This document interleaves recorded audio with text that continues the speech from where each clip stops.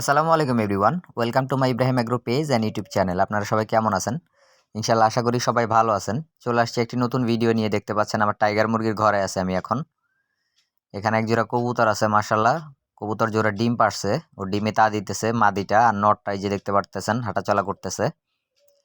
তো এই ঘরে আমার বেশ কিছু জায়গা খালি পড়ে আছে, তাই ভাবলাম একটু কাজে লাগাই। আপনারা দেখতে পাচ্ছেন আমি এখানে একটা কলোনি তৈরি করতেছি, নেট দিয়ে ঘেরাও দেওয়া হচ্ছে এখানে।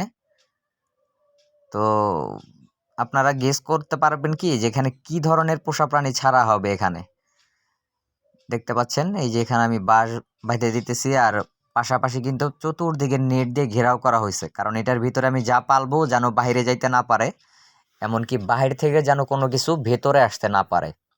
ওই যে দেখতে পাচ্ছেন একদম সিলিং এর উপরে পর্যন্ত নেট দেয়া হয়েছে, সব ফাঁক আটকায় দেয়া হয়েছে যাতে টোটালি ও কোনোভাবে বাইরে বের হইতে না পারে।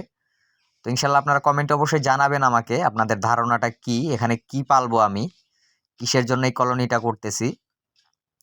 তারপরে কারটা ভুল হয় কারটা সঠিক হয় ইনশাল্লাহ আমি আপনাদের নেক্সটে যখন এখানে পোষা প্রাণীটা ছাড়বো অবশ্যই আপনাদের জানাবো, সেটা তো আপনারা দেখতেই পারবেন।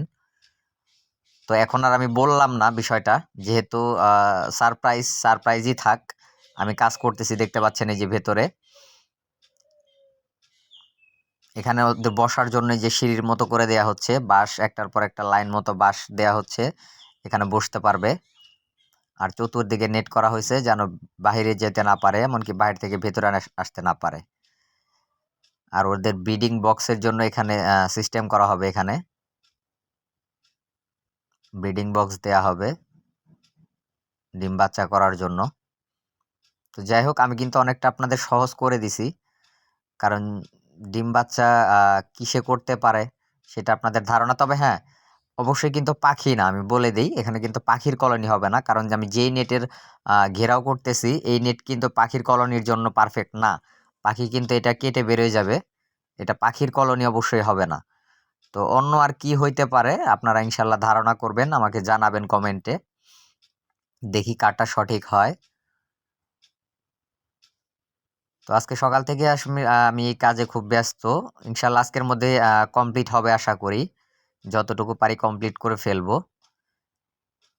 তো আসলে এইসব নানান ব্যস্ততার কারণে ভিডিও করা হয় না, তাই ভাবলাম একটা ছোট্ট ভিডিও করে ফেলি, আপনাদেরকেও দেখানো হবে, পাশাপাশি আমার কাজটাও হবে। তো আমি আসলে চেক করে নিচ্ছিলাম ফাইনালি কোনো জায়গায় কোনো ফাঁকা আছে কিনা উপর দিয়ে, তা দেখলাম যে না, কোনো ফাঁকা নাই। তো যাই হোক, সবাই ভালো থাকেন, সুস্থ থাকেন, দোয়া করবেন আমার জন্য। ইনশাল্লাহ নেক্সট ভিডিওতে দেখা হবে। আজকের ভিডিওটা এ পর্যন্তই। আসসালামু আলাইকুম।